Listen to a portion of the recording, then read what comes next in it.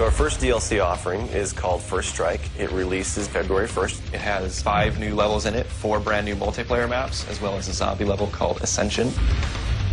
Kowloon is inspired by the single-player campaign level that was also set in Kowloon City, China, but the actual design and the layout and the geometry in the map is built from the ground up for NP. Kowloon is the only map that has zip lines, which will allow players to quickly get from point A to point B. The trade-off to that is that you're completely exposed while you're on the zip line. You can't use your weapon. It's going to get you to your location much faster, but there's also the risk that you're going to get shot.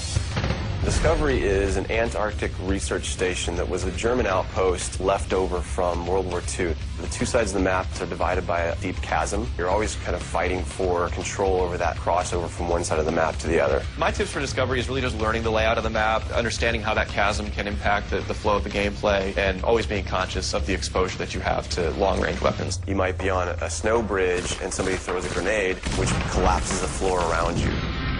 Our large map is Berlin Wall. This focuses on the Checkpoint Charlie area of Berlin. It puts you fighting on the two different sides of the wall. So you've got East Berlin versus West Berlin kind of thing going. Berlin Wall has certain attributes about it that if you use it right, you're going to have the competitive edge over your opponents. It has a lot of very long view distances. It's a really great map for snipers. There's some good high points, some good elevation there. And one of the unique aspects about Berlin Wall is that there's a no man's land in the middle. You can take the risk of going through no man's land to get a faster route, but there's a good chance you're going to get mowed down by the auto turrets.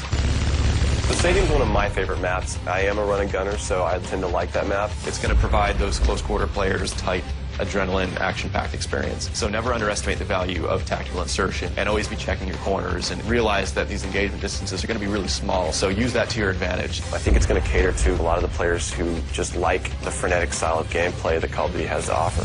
One of the big agendas with this map pack is we wanted to listen to the feedback that people have been giving about all the maps they've been playing with the release of the game. They want more verticality, more sniper opportunities. They really love the interactivity that we did. These are components that we wanted to bring back in a pretty big way in the first DLC offering. First Strike is going to be available February 1st for 1,200 Microsoft points, and it'll be available on Xbox 360 first.